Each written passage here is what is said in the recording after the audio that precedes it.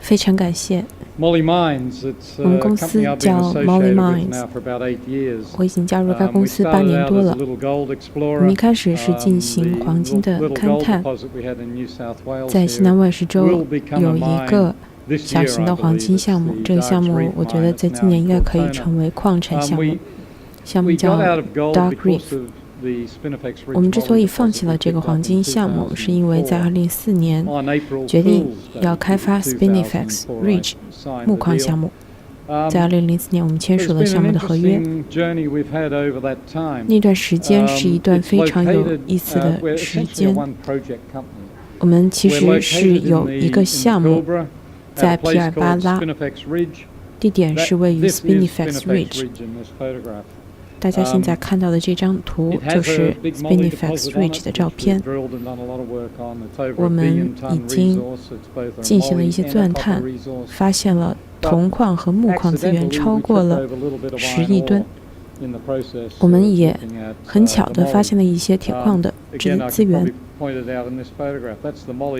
看，现在红点所指的就是钼矿资源区，旁边还有一些铁矿。丹尼刚才谈到 Mount Goldsworthy 的项目，这个图地平线这一块就是 Shea Gap 项目。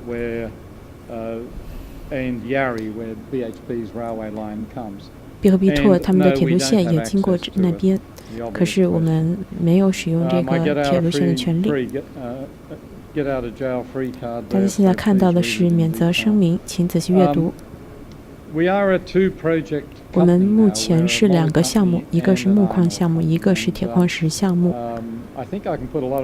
我很同意 Danny 刚才所说的，在座也肯定都非常了解，铁矿石是一种发展前景非常好的金属。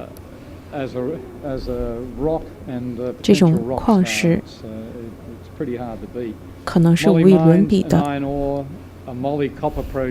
我们的铁矿石木矿项目现在将得到大力的推进。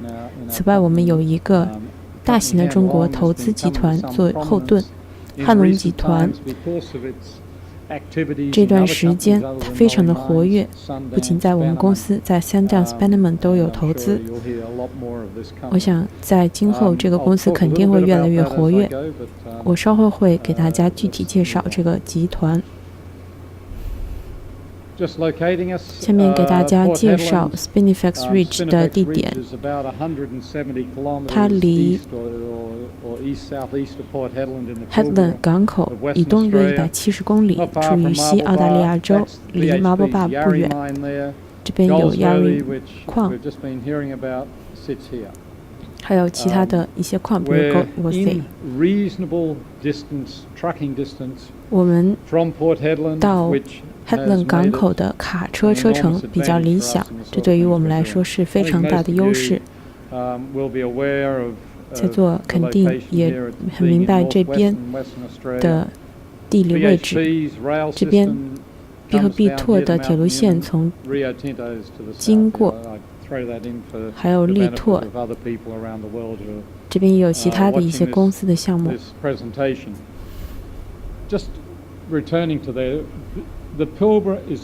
皮尔巴拉是一个非常理想的采矿的地区，这边有大型的采矿项目，气氛非常好，基础设施非常的健全，同时还有一些很好的支持服务，比如工程类的支持服务，能支持矿业的发展。大家现在看到的是 Spinifex Ridge 的地图，中间的这个褐色的地区就是含铁建造，是比较低品位的含铁建造。平均的品位是25%到40%的含铁量。是次经济型。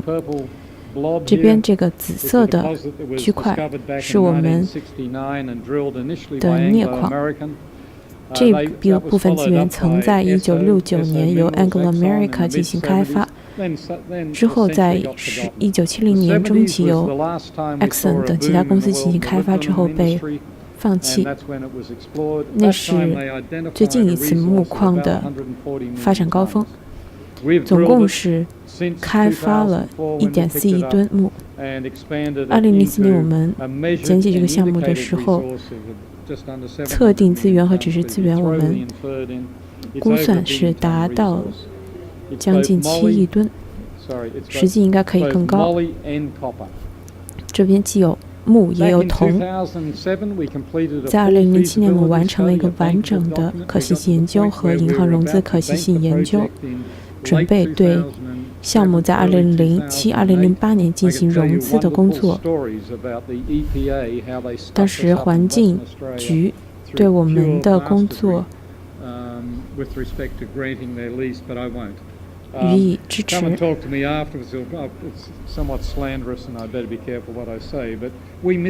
但是我们这个项目在融资方面不小心没有错过了一些机遇。我们和全球的一些银行进行过商谈，最后选择了摩根大通和摩根斯坦利，让他们帮我们融资14亿澳元进行项目建造。采矿项目预计每年生产2亿吨矿石，将能够成为澳洲最大的采矿项目之一。可是不幸之后发生了全球金融危机，在2009、2010年这个项目也只是原地踏步。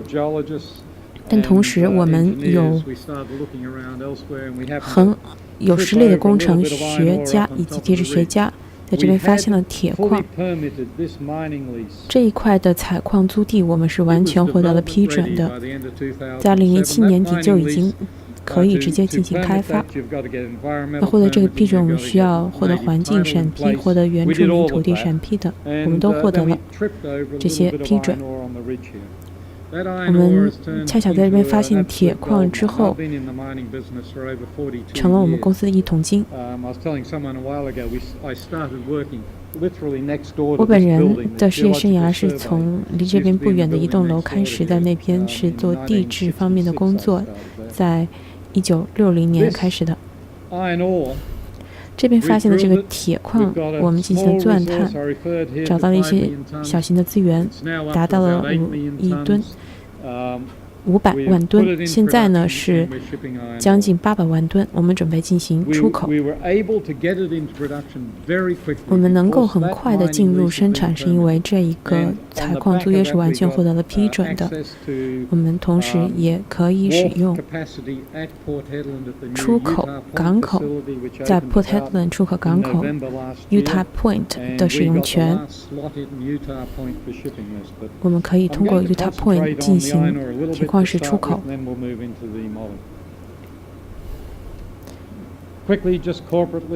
下面简单介绍一下我们公司的结构。我们的主要股东是汉龙集团，汉龙集团占我们公司股份54%。今年早期的时候，他们帮助我们进行项目融资。我们目前正在对钼矿项目进行融资。下面简单给大家介绍一下汉龙集团。汉龙集团是处于中国四川省，它是一个多种业务共同开发的发展的一个综合性集团，由刘汉先生一人所有。刘汉先生在上海期货交易所进行交易，获得了很大的财富。他是一个非常有实干精神的企业家，非常有能力。他也有很多很有得力的部下。他希望能够借助我们公司在澳大利亚建成一个大型的采矿公司，并之后再成为全球的大型的采矿公司。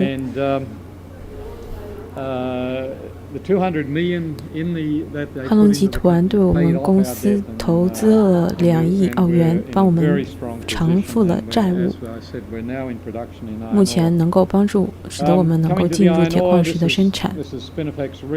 这边是 Spinifex 的山脊，这边有3个矿藏相互靠近。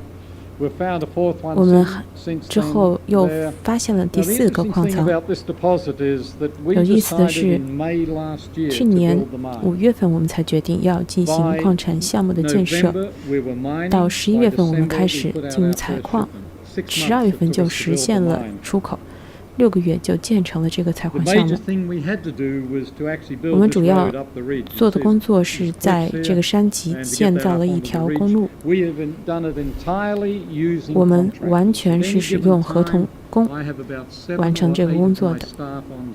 我们自己公司有6、7名员工在那边，采矿、粉矿、筛选都是通过合同方进行。我们也是使用合同方将矿石运到 Port Hedland 港口。我花了1800万澳元进行采矿项目的建设，这笔基金在4个月之内就由我们公司全部付清。这种案例在整个澳大利亚都是比较少见的。而这个矿产在今年4月份就正式达到了全部的产量的标准。整个项目都是使用合同的方式进行。这边有一些品位的数据。我们通常是59%的品位进行出口，矿石的磷、硅和铝的含量较高，但是这还是可以达到出口品级。其实情况并不像一些大公司，比如必和必托利托所言，高磷高硅的产品不适合出口。其实这样的产品是适合出口的。大家现在看到的这个图是我们的工作场景的照片。我们每一个卡车是装100多吨的矿石运送到港口。BGC 是我们的采矿合同方，同时 Bullback 他们是运输方，他们购买了17辆新的运输设备，进行铁矿石的运输。每个卡车可以装100多吨的矿石。当矿石送到港口 Utah Point 港口会进行接货，产品通过传送带送到小型集装箱，再装船。这是非常简单的一些运营，由 Hedland 港口的港务局帮助支持。我们预计一年是40多万吨，今年可能够达到100万吨的出口。Cosmic 这个公司，他们有4个货堆在那边，是200多万吨的出口量。我们有1个矿堆，我们希望能达到100万吨的出口量。这个是一个很简单的流程图，就不在此赘述了。我们目前的采矿设计是450万吨的铁矿石，博采率是3.3%。我们的成本大概是从Hedland港口出口每吨65澳元，包括运输费。上一个季度我们每吨成本是58澳元，相比之下 Fortis Group 它是每吨52澳元。相比之下，我对这个所取得的成绩非常满意。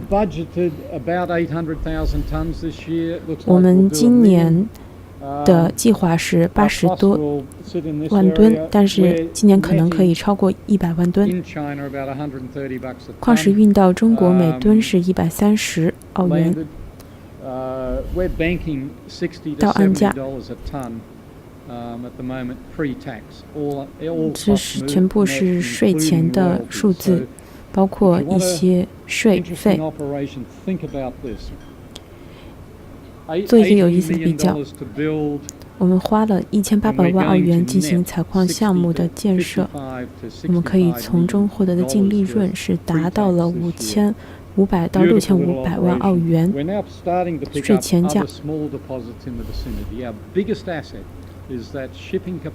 我们非常大的一个优势是能够使用Utah Point 进行出口。我们还可以帮助附近的其他项目所产出的剩余的铁矿石，帮助他们进行出口。铁矿石其实真的是一个非常好的业务，而更重要的是，汉龙集团刘汉先生去年和我们在香港签署合约的时候，他说：“哦，我才听说你们有一铁矿石。”他当时觉得我们只有镍矿和木矿，但是现在呢，他也知道我们有铁矿石的资源。我们也目前在看位于澳洲的其他铁矿石的项目，正在进行相关的商谈。下面给大家简要介绍一下木矿和铜矿项目。这是我们已经预订购的一些设备。我们要建造球磨粉机的一个运营业务。汉龙集团由于他们的帮助，我们能够还清债务，进行项目的开发。这边是矿藏，这个矿藏将会开发成一个大型的露天开采项目。这边有铁矿石在山脊那边，还有尾矿堆和废矿堆。这是一个长期的项目，1000万吨、2000万吨的能力。我们可能是将它建成世界上最大的一个木矿项目，而同时我们也获得了项目的融资。木矿是非常重要的一种资源，广泛运用在铁和不锈钢的制造中。25%到40%的不锈钢在制造的过程中需要木。木是它的加固材料，也可是抗腐蚀的材料，不可替代。木矿的消耗不断的增长，全球已经20多年没有一个主要的木矿项目了。木一般是从铜矿项目中生产出来的副产品，但现在越来越多的项目是主要进行纯木矿的开发。像世界各地，中国他们目前生产的木矿是不出口的，主要是国内自己使用，所以西方世界需要更多的木矿资源。木矿的价格比较的平。目前是每磅$15，上世纪70、80年代是每磅3到4美元。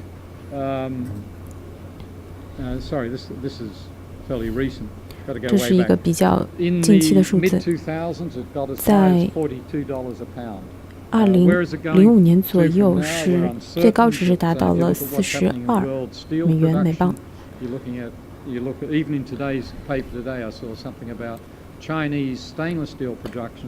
目前看全球的钢铁业的发展，像中国不锈钢业的蓬勃发展，还有一些大的钢厂，比如必和必拓、力拓，他们的不断增加的钢铁业务，所有的铁矿、钢铁中15%是特殊钢材，他们都需要木矿这种资源。我们目前的储量是4亿多吨，而只是资源、预测资源等等，也达到了6亿多吨。下面是项目的融资情况。我们之前已经成功的和中国的开发银行进行了项目的融资的协商，现在贷款已经可以马上拿到，而且贷款的条件非常的好，12年的期限。举债拆借利率的数字非常的理想，我们非常满意这个贷款的情况。我们目前还需要200到300万澳元来决定是不是要修建我们自己的发电厂，进行项目的能源供应。我们公司的董事会经验丰富，他们有很多人都是参加过一些大项目的开发，在座肯定有些人都很熟悉。我们也有非常实力雄厚的技术团队。